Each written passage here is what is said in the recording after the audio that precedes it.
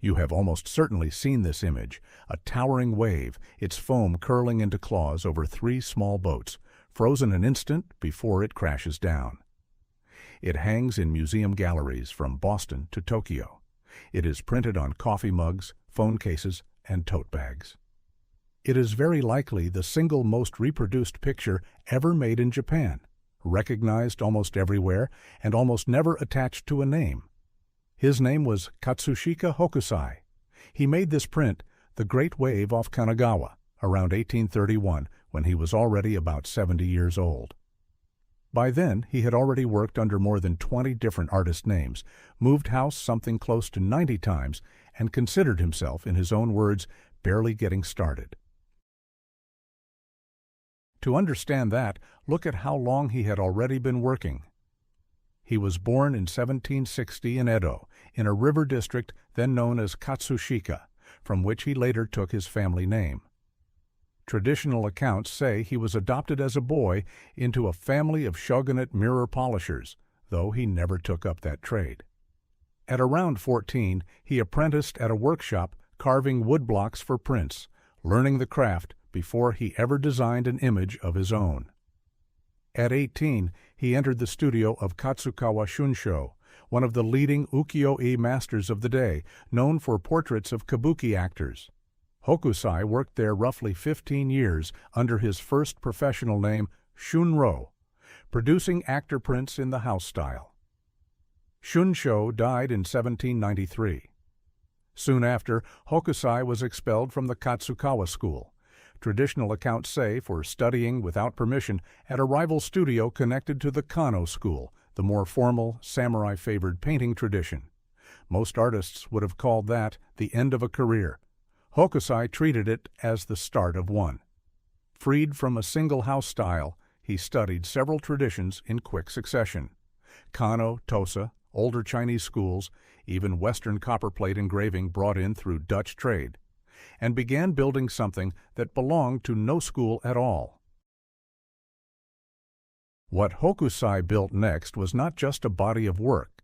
It was a habit of constant reinvention, carried to an extreme almost no other artist in Japanese history has matched. Over his career, he is traditionally credited with using more than 30 artist names: Shunro in his Katsukawa years, then Sori, then from around 1798, the name history remembers, Hokusai. Later came Taito, then Itsu, and finally, in his last decades, Gakyo Rojinmanji. Old man mad about painting. Each change, by his own account, marked a real shift, a new subject or technique, sometimes a deliberate break from what he had just mastered.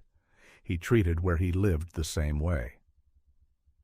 Hokusai is traditionally said to have changed residence something like 93 times. The reason his students handed down was almost embarrassingly ordinary. He hated cleaning. When the studio filled with discarded paper and clutter, his solution was not to tidy it. It was to move and start again. In his final years, he was not working alone. His daughter, Katsushika Oi, herself a trained painter, lived with him and worked alongside him, especially after her own marriage ended. Some modern historians believe her hand is present, uncredited, in details of some late works attributed to her father, a claim still debated, not settled fact. For most of the 20th century, she was barely a footnote. Only recently has she been reassessed as a serious painter in her own right, a smaller, quieter version of the same problem this whole story is about: extraordinary work and a name nobody kept. The print that made Hokusai famous generations later than he expected was part of a series, not a single image. Around 1830, in his early 70s, he began 36 Views of Mount Fuji, a set of prints showing Japan's most sacred mountain from markets, bridges, rice fields, and coastlines across the country. It sold well enough that his publisher, Nishimura Yohachi, extended it with 10 additional prints, 46 in total. Making one of these prints was never a one-man process, whatever the name printed on it suggests. Hokusai designed the image and drew the outline, Professional block carvers, whose names have rarely survived, cut that drawing into cherry wood, one block for each color. Printers then inked and pressed each block onto paper by hand, in careful sequence, including, on the Great Wave, a deep synthetic pigment called Prussian blue, newly imported from Europe and still something of a novelty in Japan at the time. Look again at the print itself. The wave dominates the frame, its claws of foam nearly swallowing 3 small boats and their crews. Mount Fuji, the supposed subject of the entire series, sits small and pale in the background, nearly lost beneath the water. Most people who recognize this image have no idea it is, technically, a picture of a mountain, and that in this particular print, the mountain is losing. 3 years after the Great Wave, in 1834, Hokusai published another Fuji series and attached to it a short note, in his own words, that historians now treat as close to a personal statement of purpose. In it, he wrote that everything he had drawn before the age of 70 was not worth counting. At 73, he wrote, he had finally begun to grasp something of the true structure of things, the bones of birds, the growth of plants, the shape of insects, and fish. If he lived to 80, he expected to improve further. At 90, he hoped to have penetrated to the deeper meaning of things. And if heaven granted him 100 or 110 years, he wrote, every dot and every line he drew would be alive. He was already old by the standards of his era, and by every sign he meant this as a plan, not a farewell. He could not have known what would happen to his work after he was gone. Decades later, once Japan reopened to foreign trade, prints like his began reaching Europe. According to a widely repeated story, some first arrived as scrap paper cushioning shipments of porcelain. European painters took them seriously. Claude Monet collected them and built a Japanese-style garden of his own. Vincent van Gogh copied several outright and wrote about Japan repeatedly in his letters. Edgar Degas collected them too, borrowing their unusual angles for his own paintings.